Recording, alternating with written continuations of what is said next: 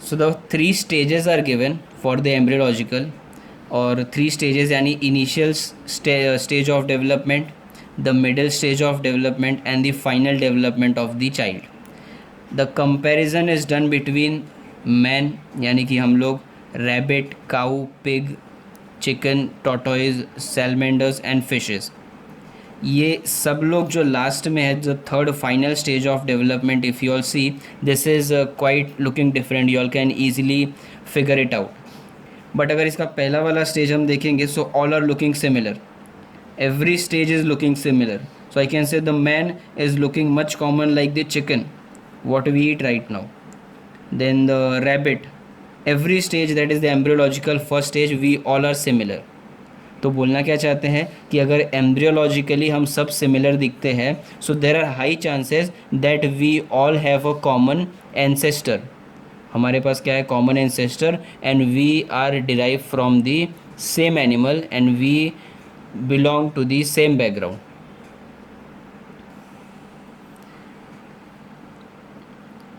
Paleontological evidence, that is the study of the fossil, and we have never seen the dinosaur, just that we got such kind of structure while we were digging, while we were excavating. जब हम underground खड्डा कर रहे थे तो ऐसा कुछ structure, ऐसा कुछ रिमेन हमको मिला था, and we studied over that and we found that this is supposed to be a skeleton of any giant animal, because this was very big structure that was found underground.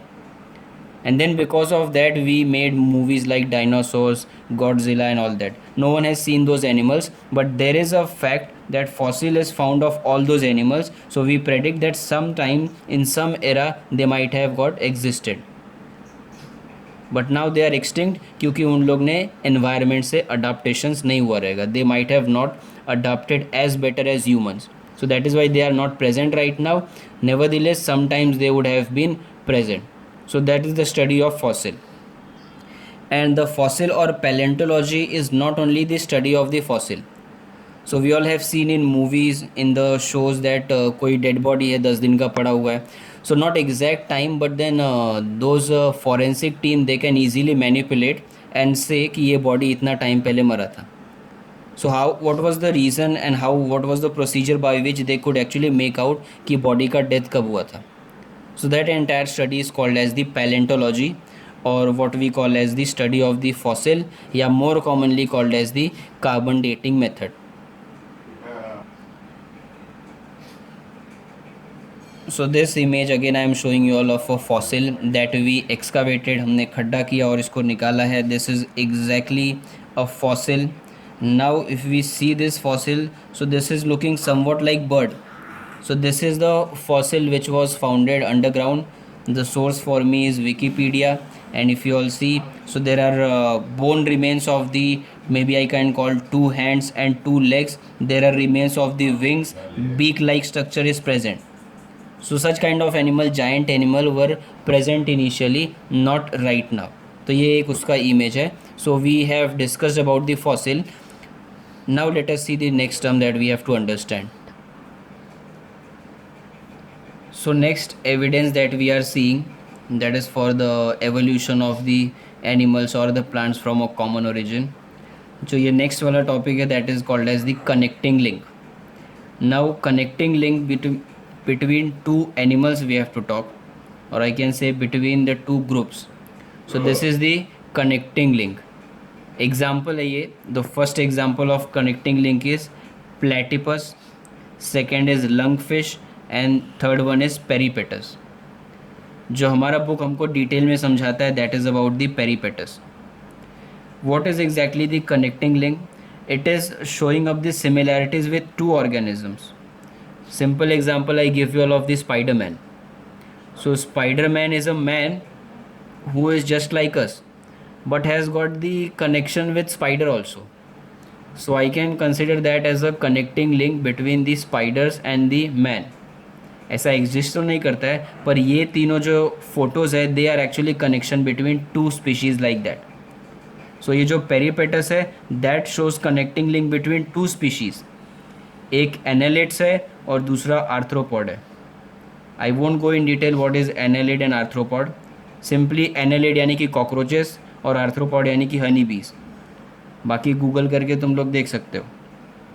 सो ये दोनों का ही character दिखाता है। सो I can say that ये दोनों का character दिखा रहा है। So it is connecting link between annelids as well as arthropods, and because of which what I say is that they have been evolve from two species.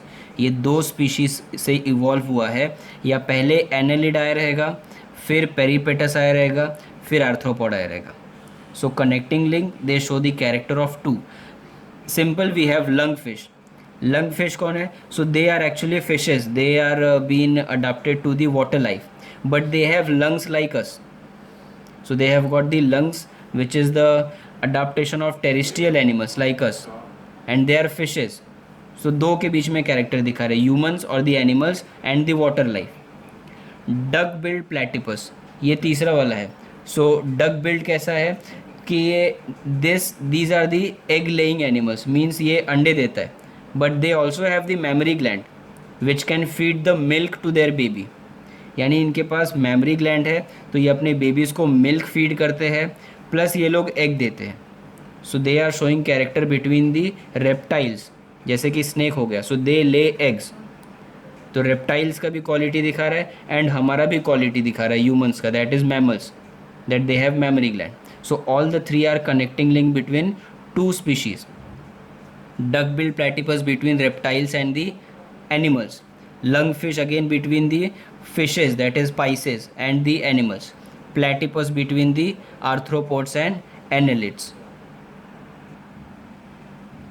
The peripatus is also given in our book in little bit detail. So peripatus क्या है? They have characters like segmented body. इनके पास segmented body रहता है। Now you ask me sir what is segmented body? तो segmented body यानी कि earthworm देखा रहेगा हम लोग ने, तो उसके बॉडी पे लाइंस मार्क्ड रहते हैं। So that is they have the segmented body. ये एक पहला कैरेक्टर हो गया पेरीपेटस का। Then second character is they have parapodia like organs. Parapodia like organs मतलब ये छोटे छोटे पैर दिख रहे हैं इसके। So those are the parapodia like organs. So they have segmented body and they have parapodia organs. और प्लस इनके अंदर एक कैरेक्टर है that is open circulation.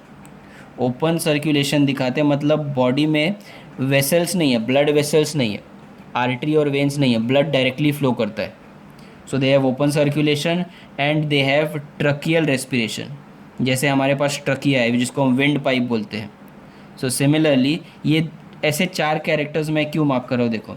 So first one is segmented body, then parapodia like legs, then open circulation यानी कि blood जो है openly पूरे बॉडी में सर्कुलेट कर रहा है, and finally tracheal respiration means trachea या विंड पाइप से रेस्पिरेशन कर रहे हैं। ओके, सो ये जो ओपन सर्कुलेशन और ट्रकिया है ये कैरेक्टर्स किसका है? आर्थ्रोपॉड्स का। आर्थ्रोपॉड्स यानी कि कॉकरोचेस।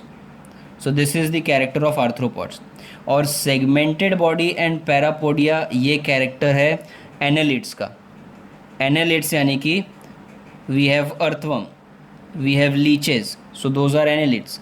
यानी ये दोनों का कैरेक्टर दिखा रहा है, आर्थ्रोपॉड का भी जैसे कि open circulation, tracheal respiration, and annelids का भी that is the segmented body and parapodia like structure.